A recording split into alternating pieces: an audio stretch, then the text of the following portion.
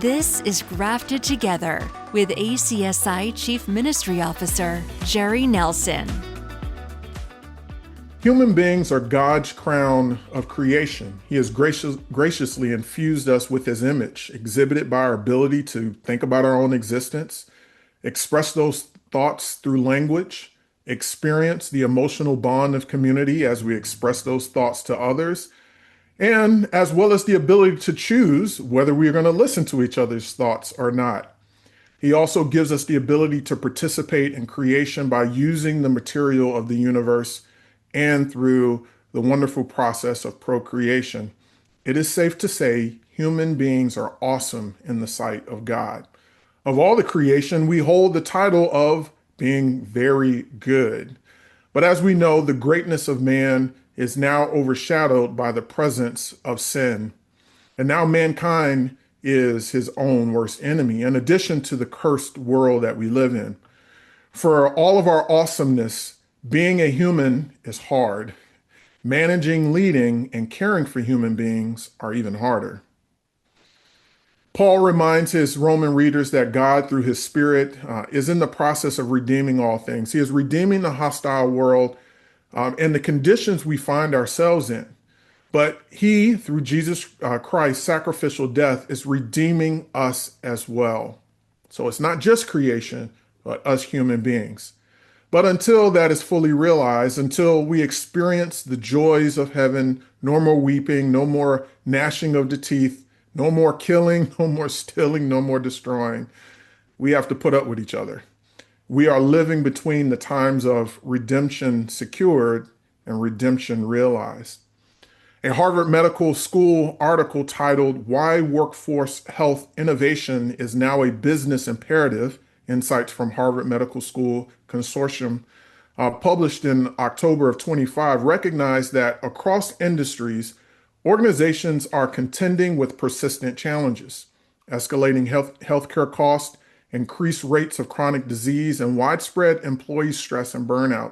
These pressures are not only eroding the bottom line through lost productivity, absenteeism, and rising insurance premiums, but are also raising critical questions about companies' ability to remain competitive and support those most valuable assets. And this is what the medical school said: their people.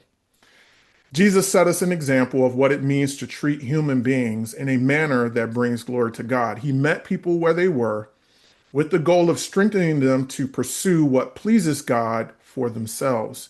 He got in the middle of the mess for our sake. You know, in our post-industrial, information-saturated, anxiety-laden, and AI-dazed society, how do we care for God's most precious creation so that they are not caught in the disorienting vortices? What should this look like in our workplace, especially our Christian schools? What is the responsibility of leaders in the proper care and feeding of their staff? Do leaders have a responsibility to invest in the spiritual formation of their staff? Well, for believers, the answer to this is obvious. It's an emphatic yes. Spiritual formation matters.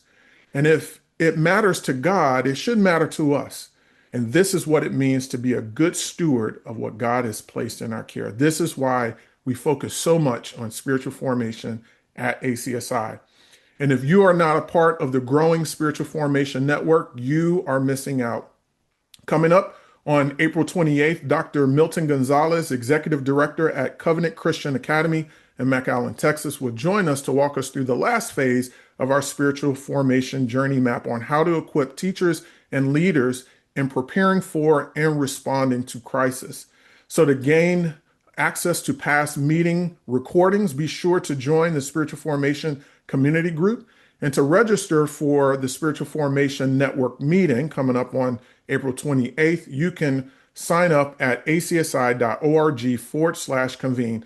That is acsi.org/convene, and look for the Spiritual Formation Network. Get registered today to connect with spiritual formation ambassadors from around the world and receive regular updates on upcoming training and networking opportunities, as well as additional related resources. Again, that is acsi.org/convene.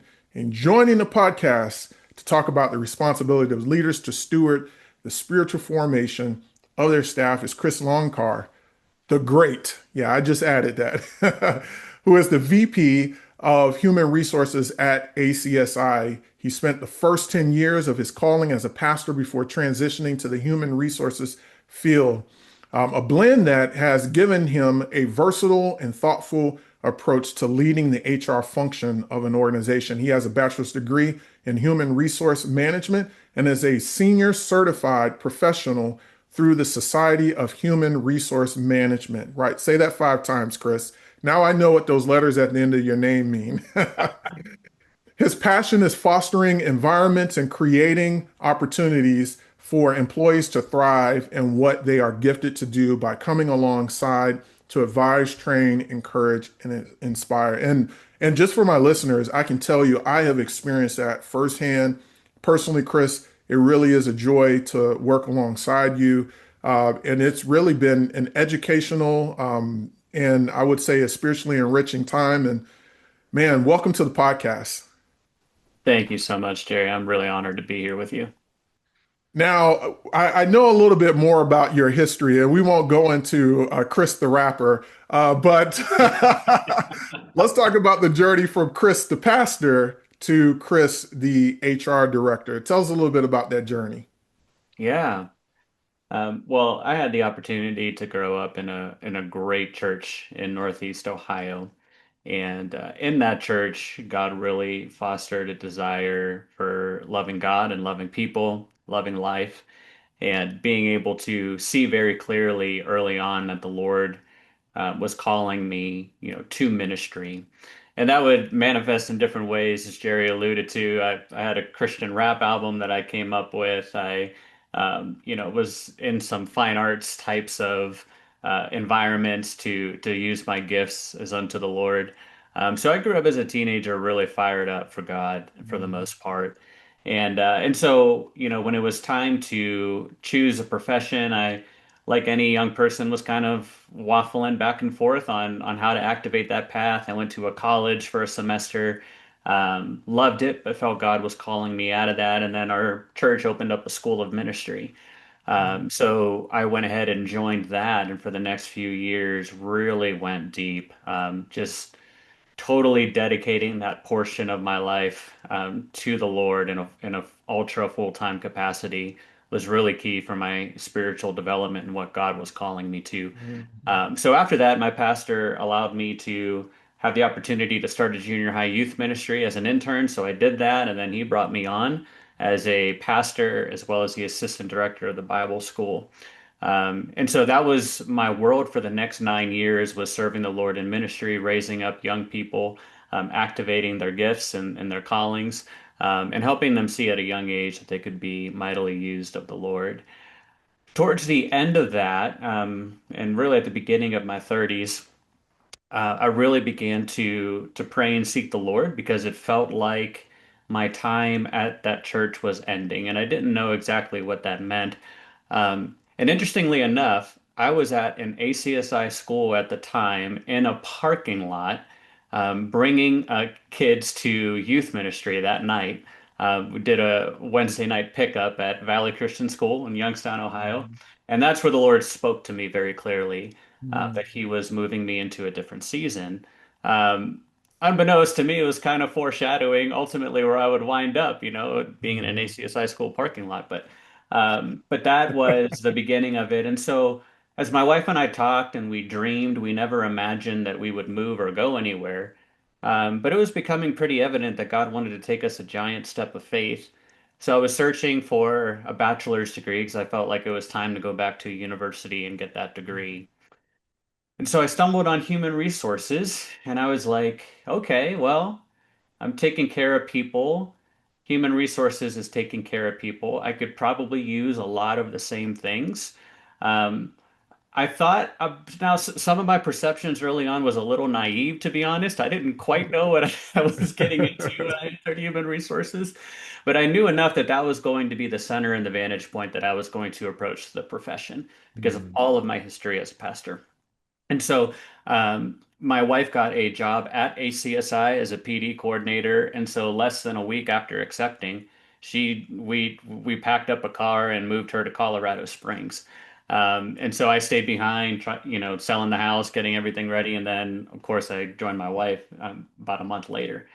And so it was a whirlwind of a time where God used that season of anonymity and hiddenness, if that's a Yeah. word, and working on my bachelor's degree and getting to the point where I could, use that profession in a professional capacity. And so I got my first opportunity as an intern for a trail building nonprofit.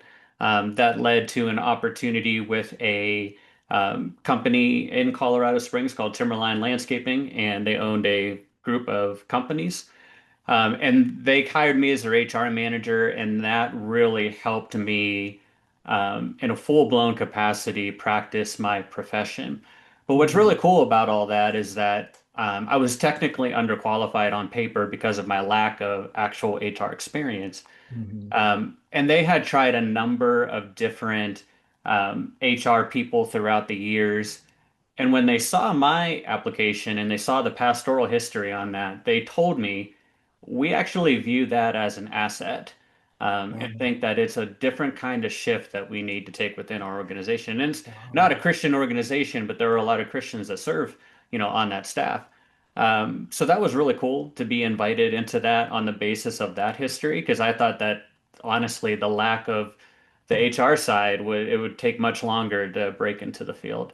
Mhm. Um, Loved my time there. It was a time of real growth, and as the company grew as well. And then an opportunity came along at ACSI where my predecessor was retiring. Um, and I was happy with where I was, which is always a good thing. When you leave a place Yeah. happy, it's kind of Yeah. extra confirmation that you're doing what the Lord is calling you to do. Because sometimes when things Mhm. are going disastrously, maybe you make the wrong choice of leaving when you need to stick it out, but thankfully that wasn't my case. So I got hired at ACSI, and again the same thing, that my boss, John Klingstead, current chief of staff, he viewed my pastoral history as an asset, Yeah. along with the HR experience that I had accrued. So now I'm at ACSI serving the Lord and doing that through HR, as the one who leads this department. You know, Chris, we've had a lot of conversations Yeah. over the years, a lot of conversations, professional, personal. But I think that's the first time that I heard that part of the story, and just providentially how this non-Christian, or they didn't profess to be a Christian organization, they looked at your pastoral history and said, man, that's an asset. And again, kind of thinking about it, yeah, that makes sense. Like who better to care for people than pastors? Right. I mean, that the most important aspect of the individual, especially as we believe as believers, is their soul. Not that we separate that from, the actual physical aspects, but we understand that the condition of the soul manifests itself within the physical, aspects.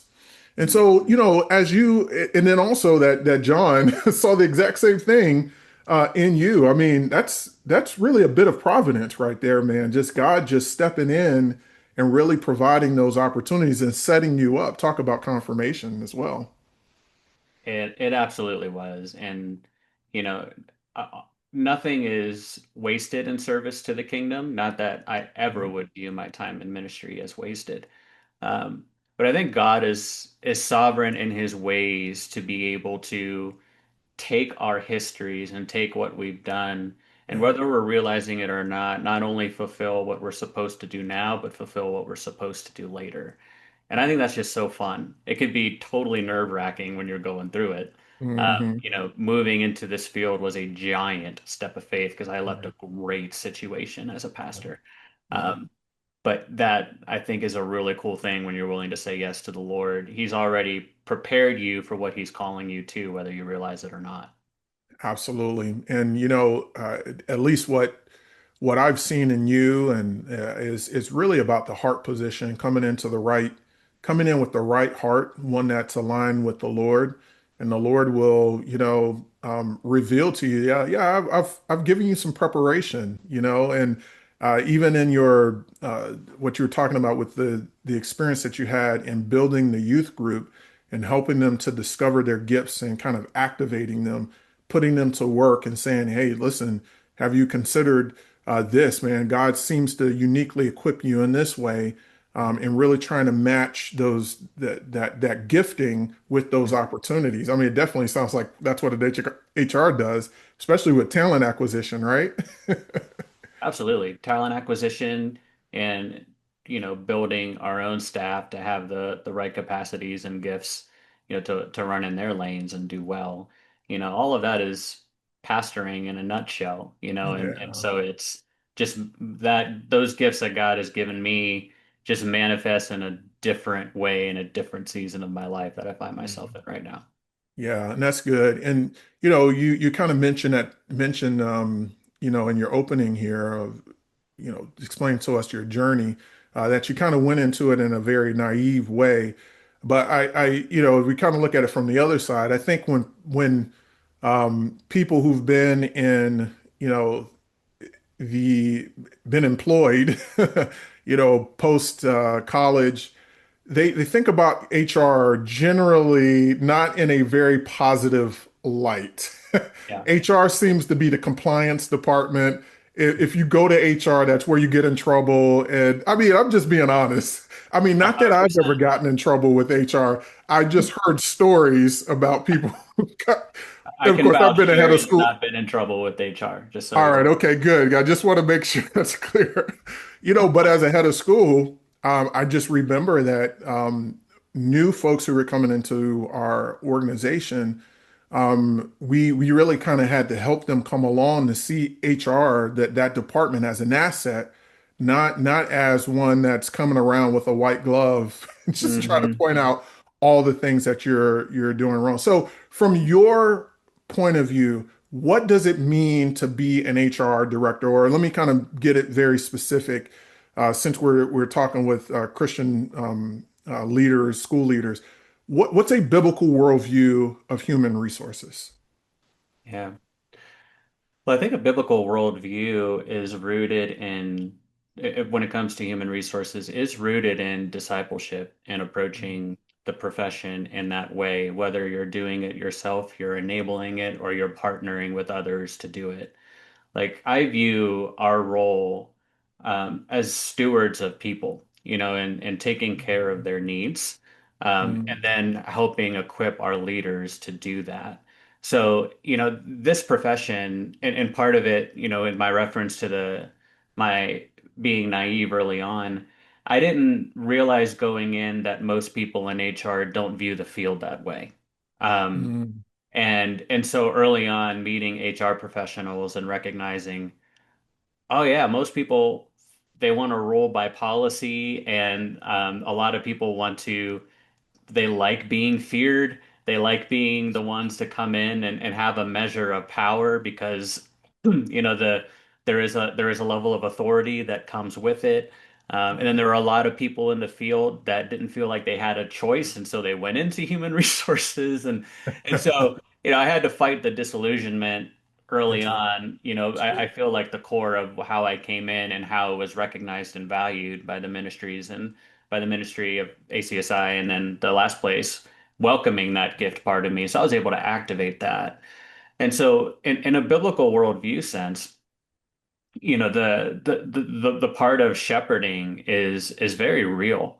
And it's really important that HR professionals, particularly operating in ministry, view the image of God within each employee, because in our position, we see the best of our staff and we see the worst of our staff and Mm, everywhere in between. And if you don't have an anchored, redemptive view of people when it comes to human resources, which is the lowest that I see a person is an opportunity to extend mercy and discipline where necessary, biblical discipline, and mhm. rise that person up. And then the opportunity to see people at their best is to applaud them and to cheer them on. And by the way, figure out how they can replicate that in other people within the Yeah, yeah, organization yeah. and keep that less self-centered and more, to the people that are around them. And so that's what I would say, Jerry. It's discipleship, but it's also viewing people in the image of God and making sure that that's your anchor because you can get disillusioned so quickly, Yeah. as a pastor because you see the ups and downs of people. You can also do that in HR, and that's why I think you see so many bitter HR folks and frustrated HR folks is Mhm. they're stuck in the mire of the worst parts of what they see in their leaders, the worst parts of what they see in their people. Viewing people as redeemed in the image of God, I think, has to be your anchor point to do this well. Yeah, and actually, what's even forming in my mind as you're talking, um, is it seems like there has to be this underlying qualification, if you will, that the people who work in HR have to love people, like genuinely love people. They Yeah.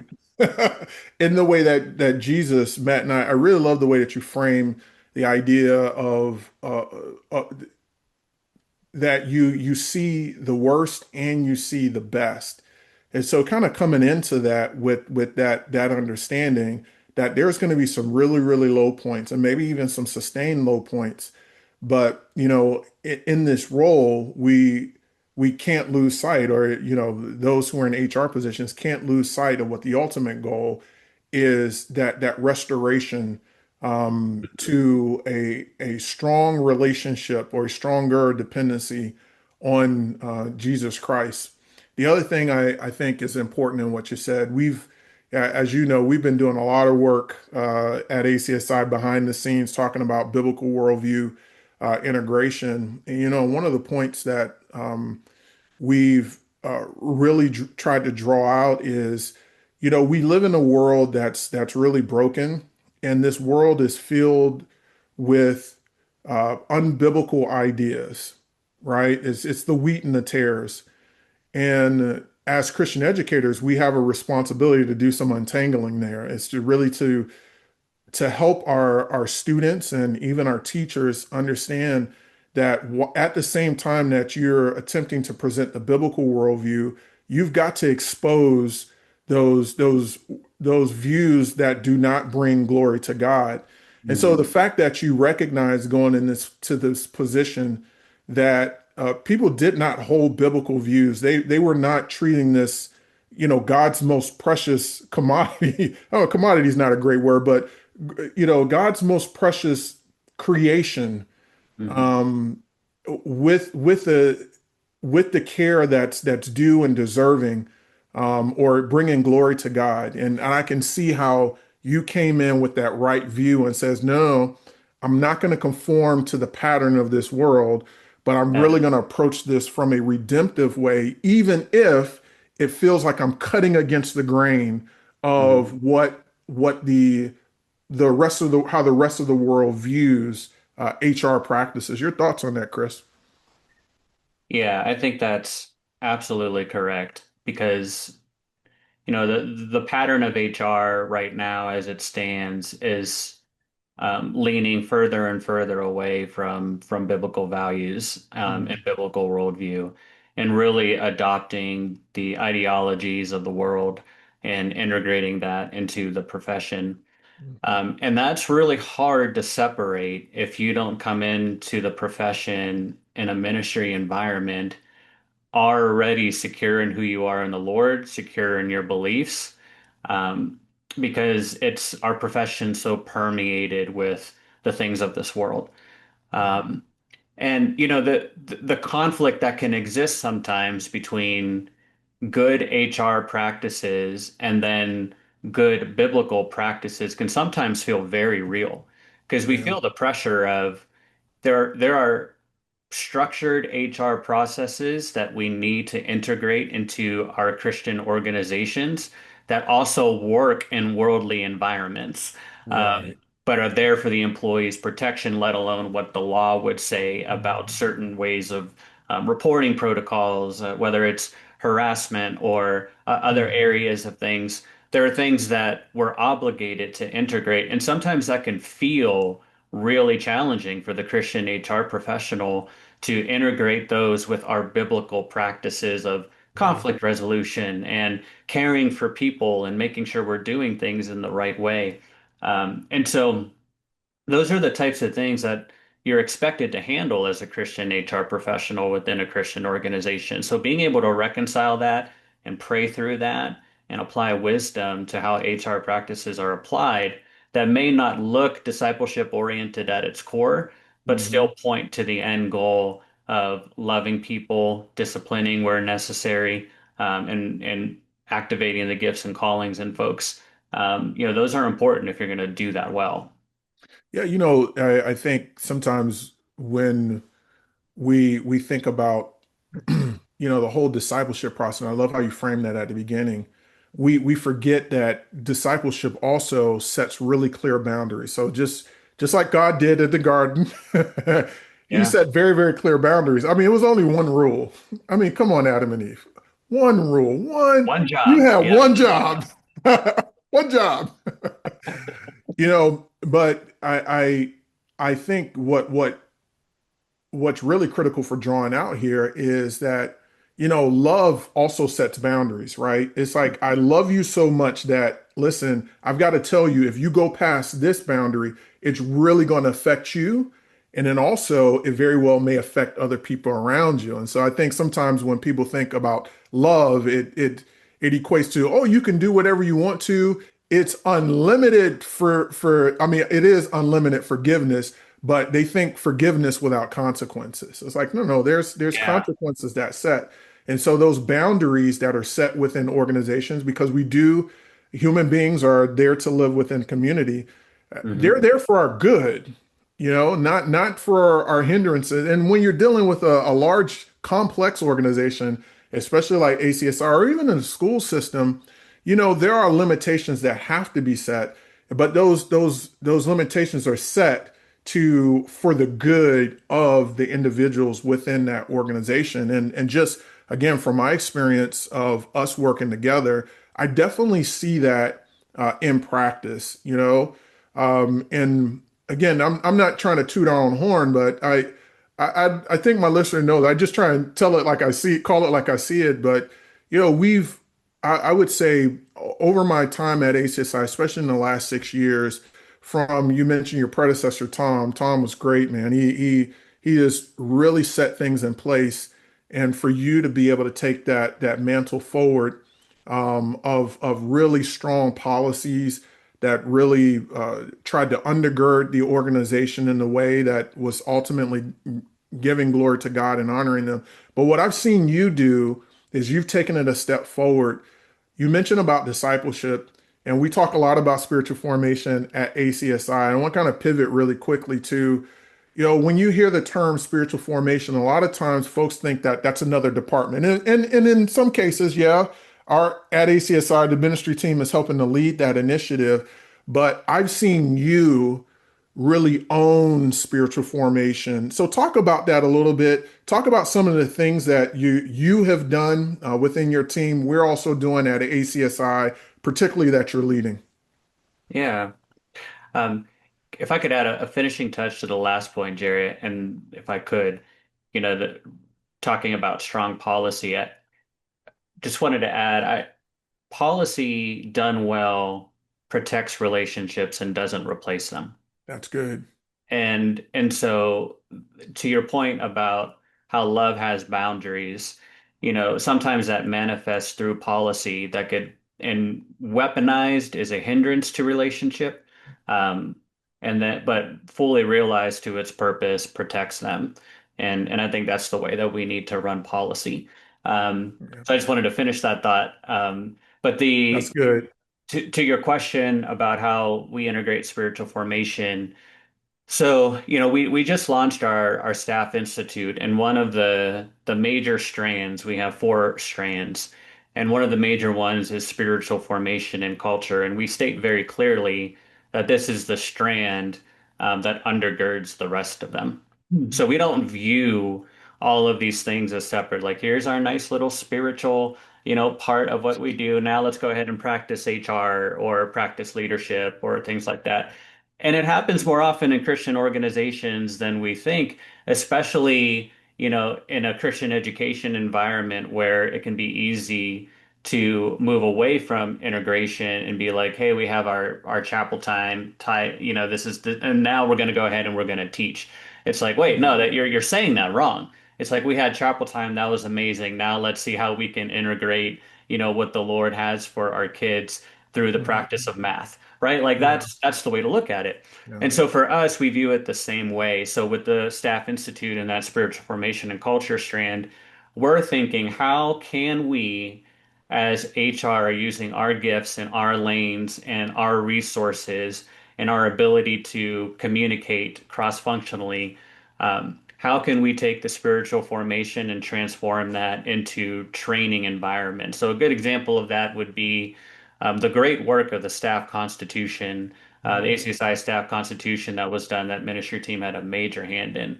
We were able to take that. We were able to give it to our digital PD team. We created a course, and now everybody in the organization goes through that staff constitution, that goes through our history, our mission, our values, our biblical worldview, our statement of faith, everything packaged within that. And so being able to be a communication channel for spiritual formation to get those resources to our staff is really big for us. The other thing that we do is, with our conflict management principles, like looking at Matthew 18 and being able to say, we're going to practice this, to the extent Mhm. that it's appropriate. We're going to practice this in most conflict situations at ACSI where the law doesn't need to get involved. We're going to Mhm. practice this. Yeah.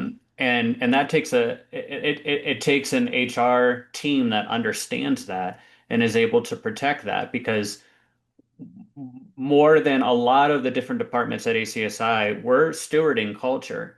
Mhm. And we're looking at everything from the eyes of is our staff spiritually healthy? Is our staff, do they have everything that they need?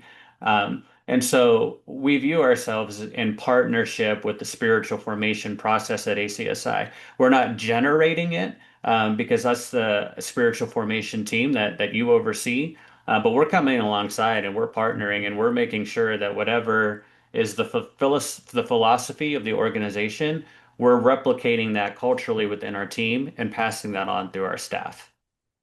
Yeah, I mean that's so good, Chris. And again, we worked so closely on a number of initiatives, and as I mentioned at the beginning, just been sharpened. I've learned way more. I had some great. I work with a great HR director, but I got to tell you, she might be listening, but you've taken it to another level with me. And again, I know a lot of that just has to do with your pastoral background and you're approaching this from a discipleship standpoint. I know a number of schools that are really knocking this out of the park. They're doing a great job in this area in the same way that we're experiencing, a lot of the fruit of that synergy between, both our departments. But there are a number of schools that are just like, this is so foreign to me right now, what you're talking about.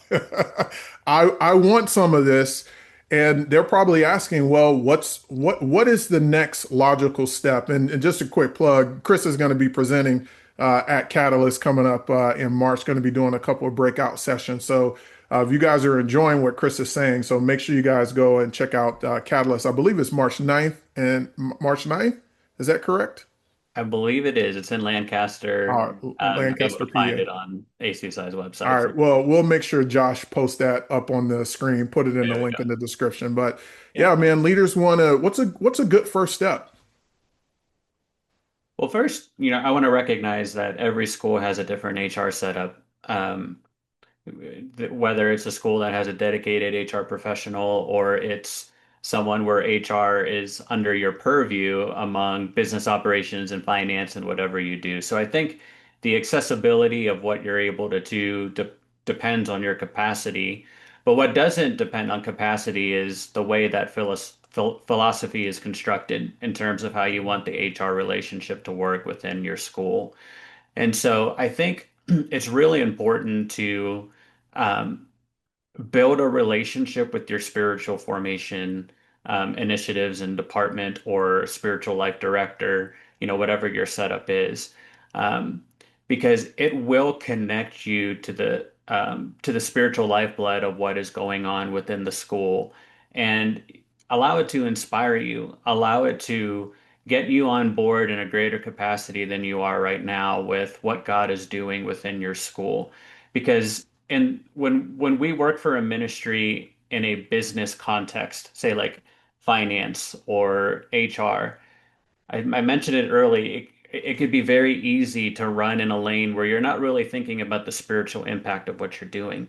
And so Mhm. being able to connect yourself to that and build a relationship with spiritual formation will help you be better and will help you with your gifts offer to that spiritual formation leader, hey, this is what we can do. We can put this in our all staff meeting, or hey, have you talked to, the head of school about this? That's a really great initiative to do here. Mhm. We have the opportunity because we know our staff, because we've interviewed them and we see their names on a regular Yeah, basis. good point. We know how to mobilize people in a way that can be a blessing to a spiritual formation department. Yeah. And that goes a long way, in that. I'm a firm believer in collaborative relationships. Mhm. And I think that even if you don't come into the profession as a pastor, which most do not, it's not, it's so this, I'm not saying that that is the template. Go get ordained. Um, But at least but love people, got but a lot love love. people. Let HR be an outflow of your relationship with the Lord. That's low hanging fruit, bottom Yeah, shelf stuff. yeah. Is let it come from a place not sourced in your bachelor's degree. And I have one, and I have a high Mhm. level certification. I use those things, but that's not the source. That's Like good. I want it to be out of the overflow of my relationship with the Lord. If you just start there, you're going to see your HR practices change. You're not Mhm. going to think through the lens of, okay, let's go to the policy manual and the law and see how they would handle this. It's like, no, those things are important, but Yeah, you should default to the classic saying, "What would Jesus do?" yeah. And allow the tools that God has trained you with, and that you've learned, through secular avenues of HR, to be able to influence delivery and make sure things are done properly and in the right way. Of course, I have a heart for the Lord, and I have a degree, and I have a great respect for both. But that, I think, Jerry, at the risk of rambling, is what I would say about that. You're not rambling at all, Chris. As we said, we can probably do 3 hours of this, but for the sake of our busy leaders and administrators, we'll spare them some of the side conversations, and also invite them to come to the Catalyst There you go. event. Yeah, and I think that's that whole idea of collaborative. No one within the organization, especially folks who are in leadership or executive type positions, thinking that they have to walk this road by themselves. And it Mhm. really goes back to, I think a part of loving people is recognizing their gifts. And so, as we've said, there's even in your description that the ministry team at our ACSI, our responsibility has been to really clarify the biblical worldview on X, whatever that might be, on a number of things, especially things related to Christian education. But ultimately, we don't do all the interviewing. We're not in all of the highs and lows. We come in a support capacity, but you Yeah, see a whole lot more. But you take what we've been able to create and be able to utilize that. And so, and I've seen that. We've experienced it as an organization. And again, the encouragement here is don't try and walk this by spiritual life directors. Don't try and walk this by your by yourself. mhm. HR directors, don't try and do this by yourself. Absolutely. Chris, yeah. Hey, Chris, man, any final words for our spiritual life directors and our HR directors? Yeah. I would just encourage you, and I just want to hammer home approaching your profession as an outflow of your relationship with the Lord. It's Mm, what's going to uniquely separate you, and put you on track to where you could have a greater level of effectiveness and momentum. mm, Um, it's going to bring to life what you're doing when you allow the Holy Spirit to work in and through you. And you especially need that in collaborative relationships with other people and other departments, within your school. Because to your point, Jerry, you know, I don't know what it is in ministry about people running alone. But isolation is a huge thing. And part of it, I think, is within nonprofits, within ministries, we carry so much responsibility. And sometimes it's just easier to do it ourselves than to train somebody else to do something. You know it as a leader. I know it as a leader. We all fall to that at times. Um, but I think that, being able to really trust people and come alongside and say, this is how I can help you, Mm. that it becomes reciprocal, and that synergy relationship where we're each in tandem working within our gifts and within wisdom that the other carries to be able to work towards mission fulfillment. And so that would be my final encouragement is, don't do this alone. Source this in your relationship with the Lord. Let it be an outflow of that, not an outflow of your knowledge of policy, not an outflow of your opinions, which you have many of them. It is about, letting that be the core of what you do. And that's how you're going to stay energized and focused when dealing with the ups and downs of people, and handling that in a manner that doesn't depress you or discourage you. Um, but the sustaining anchor of where you're anchored, is what allows you to get through those in a manner that Christ would. So that's what I would encourage. The sustaining anchor where you're anchored, man. That is quotable. Chris Loncar, thank you so much for joining the podcast. Really appreciate you. Just the work, and may God continue to expand your territory. Thank you, Jerry. I appreciate being here. Appreciate you and all you do. It's been a joy working with you, and I'm thankful to the Lord that I get to do that. So thank you. Grafted Together is a presentation of the Association of Christian Schools International. Learn more about biblical worldview and spiritual formation at acsi.org/graftedtogether.